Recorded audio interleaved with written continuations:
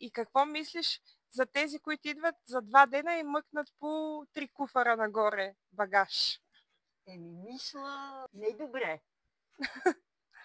Идат за 2 дена, мъкнат по 4 куфера. Ужас. Какво би казала на младите, които идват тук на гости? Така, нещо от тебе.